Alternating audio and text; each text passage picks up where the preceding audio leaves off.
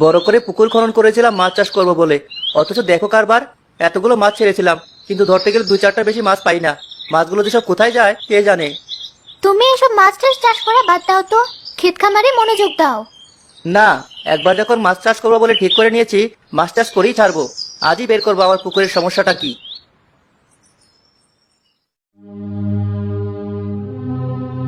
তোর পুকুরে এক বালতি পানি এনে আমার সামনে রাখ এখন। জি বাবা।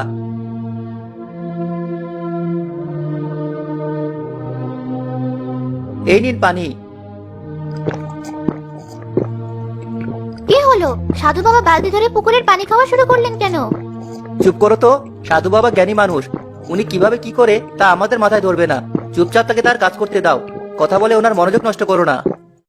বুঝে গেছি তোর পুকুরের কি সমস্যা। কি সমস্যা বাবা? আগে 100 টাকা দে, তারপর বলছি। জি সাধু বাবা, এই নিন।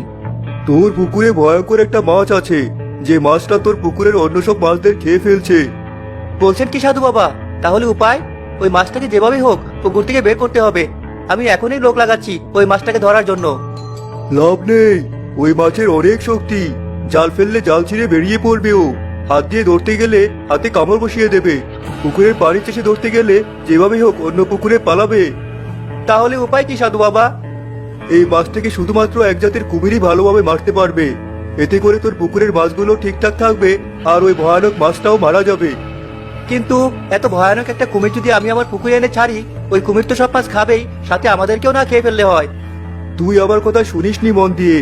বললাম না, ওই জাতের কুমির তোর পুকুরের অন্য কোনো মাছ খাবে না, শুধু ওই ভয়ানক মাছটাকেই মারবে। কোথায় পাবো আমি অমন কুমির সাধু বাবা? আমাকে জলদি বলুন। এমনিতেই পুকুরে মাছ চাষ করতে গিয়ে অনেক টাকা লোকসান হয়েছে। বলছি, তার আগে 100 টাকা দে। জি সাধু বাবা, এই নিন।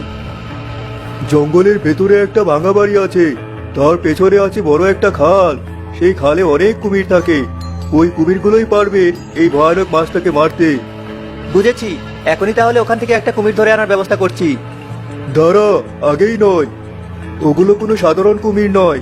খালের সামনে যে বাড়িটা আছে, আগে এক রাগী জমিদার থাকতো। সব অপরাধীকে শাস্তি হিসাবে সে ওই খালে ডুবিয়ে মারতো।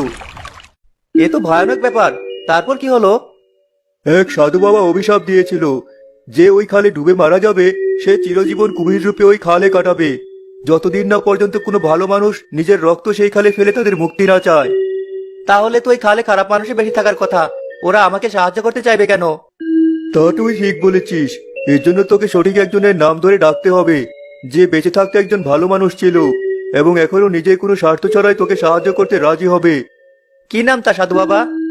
আগে 100 টাকা বের কর, তারপর বলছি। জি, এই নিন। ওর নাম হচ্ছে রাজু।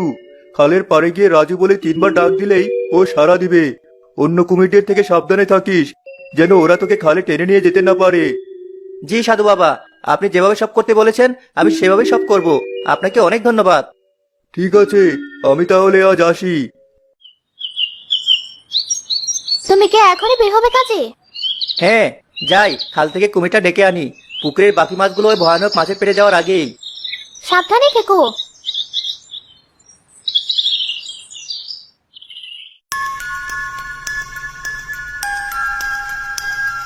এত বড় একটা খাল আমাদের গ্রামে ছিল, অথচ এই প্রথমবারের মতো আমি দেখছি। কুমির থাকার কারণে মানুষ হয়তো এই খালে আসা বাদ দিয়েছে, আর ধীরে ধীরে মানুষ এই খালের কথা ভুলেই গিয়েছে। যাই হোক, আমি আমার কাজ শুরু করি। রাজু, রাজু। আমার নাম ধরে কে ডাকছে তোমার? আমার নামে অন্য কেউ এদিকে আসেনি তো? রাজু। 3বার আমার নাম ধরে ডেকেছে, এবার তো সাড়া দিতেই হবে। সে যদি অন্য কাউকে ডেকে থাকে তবুও। ওই তো একটা কুমির জল থেকে মাথা বের করেছে। আমি যেই কুমিরকে খুঁজছি সেটা কি এই কুমিরই নাকি অন্য কুমির? বলো, আমাকে কেন ডাকছিলে? তোমার নামই কি রাজু? হ্যাঁ, কি দরকার আমাকে? সাধু বাবা বলেছেন আমার পুকুরে ভয়ানক এক রাক্ষসে মাছ বাসা বেঁধেছে, যে কিনা আমার পুকুরের সব মাছ খেয়ে ফেলছে। আমার পুকুরের মাছ খেয়ে শেষ করার পর ও অন্য পুকুরে গিয়ে আক্রমণ করবে। ওই মাছটাকে থামানোর জন্য আমার তোমার সাহায্যের প্রয়োজন। তোর মানে মাছটাকে মারতে হবে আমায়? আমি ওই মাছটাকে না মারলে গ্রামের সবাই ক্ষতিগ্রস্ত হবে। হ্যাঁ, তুমি ঠিক বলেছো। করবে না আমাদেরকে সাহায্য? হ্যাঁ, কেন করবো না? কাউকে বিপদে পড়তে দেখলে আমি নীরব থাকতে পারি না। আচ্ছা, আমি তোমাকে একটা কথা জিজ্ঞেস করতে পারি? হ্যাঁ করো। আমি শুনেছি জমিদার সাহেব সব খারাপ লোকদের শাস্তি দিতে এই খালে ডুবিয়ে মারতো, কিন্তু তুমি তো ভালো মানুষ ছিলে, তুমি কিভাবে এই খালে এসেছো? আমার এলাকার এক ছেলে ছিল, যে আমাকে দুই চোখে দেখতে পারতো না, কারণ সবাই আমাকে ভালো বলতো, আমার প্রশংসা করতো। তাই একদিন হিংসের বসে সেই জমিদার সাহেবের কাছ থেকে দামি এক রত্ন চুরি করে আমার টুপিতে লুকিয়ে রাখে, যার ফলে সব দোষ আমার উপর এসে পড়ে। যথারীতি জমিদার সাহেব প্রাকৃতির মতো আমাকেও শাস্তি দেন। এরপর কি হয়? ওই ছেলেটার কিছু হয়নি আর? আমাকে শাস্তি দেওয়ার পর জমিদার সাহেব বিশ্বস্ত এক লোক তার কাছে বিচার চাইছে, সে নিশ্চয়ই দেখেছে আমার টুপিতে সেই রত্নটা রাখতে। জমিদার সাহেব একথা শুনে অনেক আফসোস করেন এবং চিঙ্কুকে ওই খালের পানিতে মারার পর শাস্তি দেওয়ার এই নিয়ম বন্ধ করে দেন। বড়ই দুঃখের কাহিনী। বিনা দোষে কত বছর ধরে না জানি তুমি এই খালে আটকে আছো। আচ্ছা আমি চলি, তুমি তোমার সুবিধা মতো সময় আমার পুকুরে চলে এসো। এভাবে হবে না, আমি চাইলেও সহজেই খাল থেকে বের হতে পারবো না। এই জন্য তোমাকে এই খালের পাড়ে একটা আর পুকুর পাড়ে একটা দাগ কাটতে হবে, তাহলে আমি তোমার পুকুরে যেতে পারবো। ঠিক আছে, আমি এখনই দাগ কাটছি। এখন দাগ কেটো না, আমার জায়গায় ভুলে অন্য কোনো কুমির তোমার পুকুরে চলে গেলে সমস্যা। তুমি রাতে চুপি চুপি এসে এই খালের পাড়ে আমার নাম ডেকে দাগ কেটে দিয়ে যেও, তখন সবাই ঘুমোবে আর আমি খাল থেকে বের হওয়ার পর দাগটা মুছে দেবে। আচ্ছা তাই করব। এখন তাহলে যাই, রাত হলে আবার আসবো।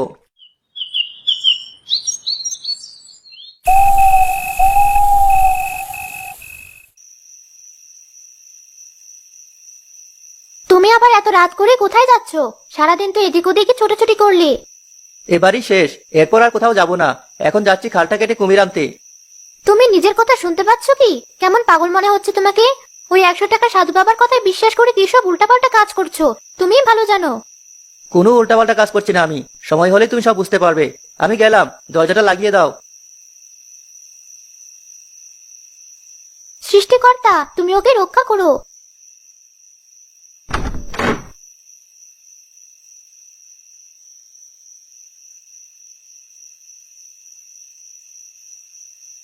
রাজু, রাজু, রাজু, আমি এসেছি। খালের পাড়ে দাগ কেটে রেখে গেছি, তুমি সুযোগ বুঝে বের হওয়ার পর দাগটা মুছে দিও।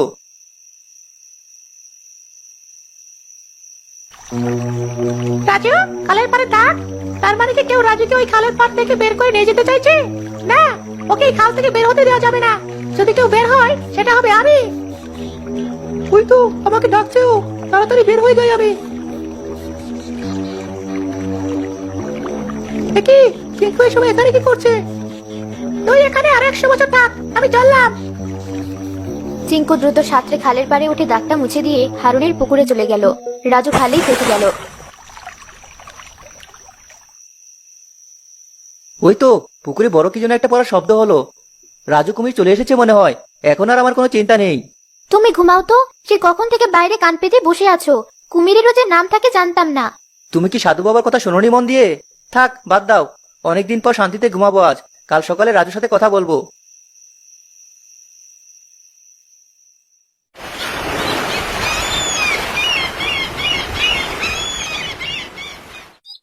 এই শুনছো, সকাল হয়ে গেছে। ওই কুমিরটা আসার পর থেকে তো আমার পুকুর পাড়ে যেতে ভয় লাগছে। কিসের ভয়? তুমি চলো আমার সাথে। রাজু, রাজু, রাজু। রাজুকে কে খোঁজে আবার? ও, বলেই তো গিয়েছিলাম যে আমি এখন রাজু। যাই দেখি কি বলে।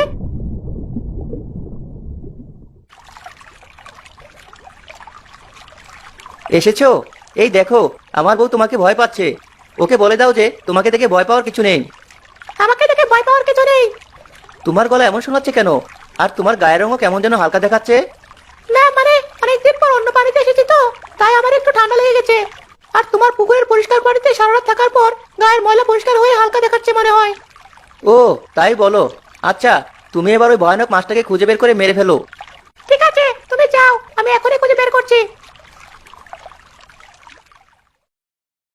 কোন ভয়ানক মাছ খুঁজে বের করতে বললো কে জানে? ওই বড় কালো মাছটা নাকি? গিয়ে দেখি তো। কুমির, পুকুরের কুমির কি করছে?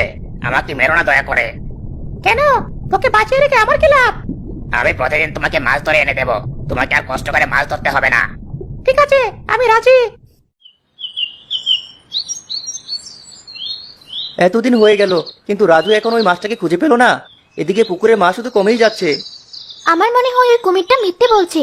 তুমি সাধু বাবাকে ডেকে এনে কুমিরটাকে দেখাও।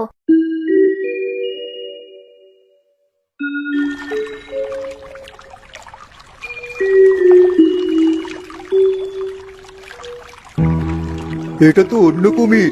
তোকে এত বলার পরও তুই অন্য কুমির এনেছিস তোর পুকুরে। সাধু বাবা তার হাতের লাঠি দিয়ে পুকুর আর খালের পাড়ে আবার দাগ টানলেন। চিঙ্কু খালে ফিরে গেল আর রাজু পুকুরে এসে মাছটাকে মারলো।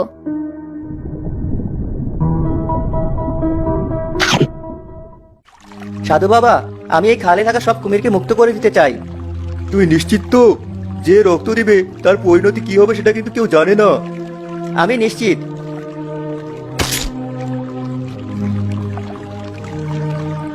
এই নিন আমার রক্ত।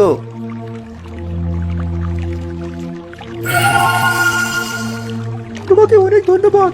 অবশেষে এত বছর পর আমরা মুক্তি পেলাম। তুই ঠিক আছিস তাহলে? এবার আর তোর থেকে কোনো টাকা নেব না আমি। সাধু বাবা, আপনার জন্য সব সম্ভব হয়েছে।